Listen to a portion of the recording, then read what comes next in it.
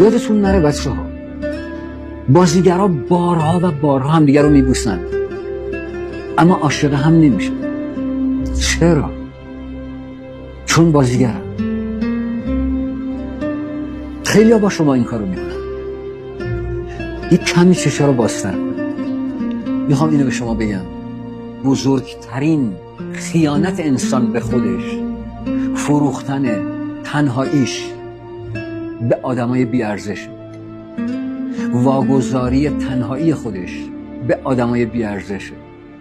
این یکی از بزرگترین خیانت‌های انسان به خودش. قبلا هم گفتم، به کرات گفتم، اصالت اصالت اصالت اصالت.